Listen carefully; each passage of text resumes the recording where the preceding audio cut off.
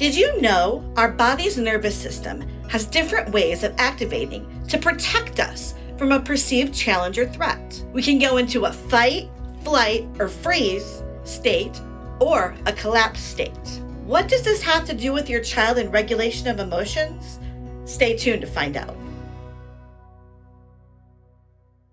Hi there, and welcome to my channel.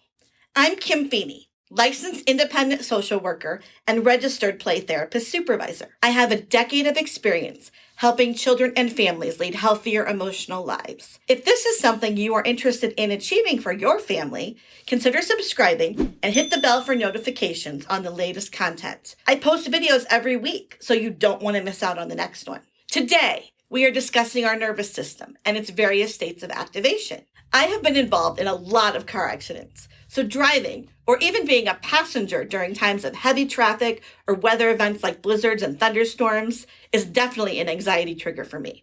My breathing becomes rapid, as does my heart rate. I become hyper alert and hyper vigilant of the other cars around me because my body is perceiving a challenge. My nervous system is activated. I'm in a hyper aroused fight, flight, freeze state response. Some additional symptoms that are associated with this response are defensiveness, a pounding sensation in the head, excessive motor activity, feelings of overwhelm or disorganization, being highly irritable, uncontrollable bouts of rage or aggression, and disassociation. During this activated state, our bodies externalize our response in preparation for a challenge. For example, my niece. When it's time for her to take a break from the electronic devices, she will yell, stomp her feet, and at times even throw the device that she so badly wants to keep using. When dysregulated, children are unable to think logically about consequences and cause and effect behavior. The first step in working to regulate others is to regulate ourselves. So we need to remain calm and level-headed in an effort to support our children. There are many ways to regulate ourselves. The most common one discussed, though, is deep breathing. In through the nose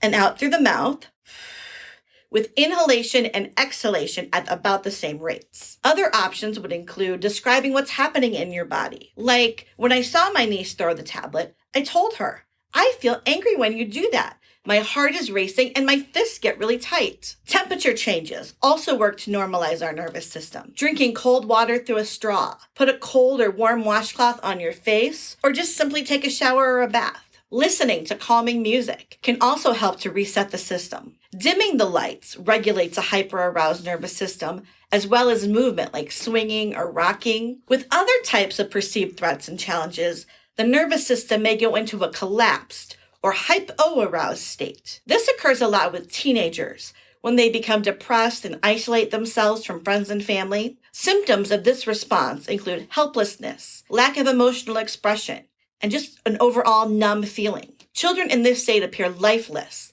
lethargic or tired, and emotionally constricted. Deep pressure on arms and legs or massages will bring us back into our body. Movement, move in any way that feels good to your body. Run, jump, spin, dance. Fast tempo rock music with a strong bass helps a hypo-aroused system, as well as turning off the lights. It is important to remember to practice these skills with children when they are in regulated states, when they can think logically and make conscious choices. Then a child is more likely to master a skill. By doing this, we increase a child's window of tolerance so they can remain regulated for longer periods of time. Children will need to learn to utilize these skills on their own as well as with others. One way I found to practice these skills is to role-play various scenarios where regulation activities will be needed, such as school, home, or the playground. Drop me a comment below and let me know what new activity you are most excited to teach your child to regulate. Being aware of the states of activation in our children, hyper, hypo, or regulated,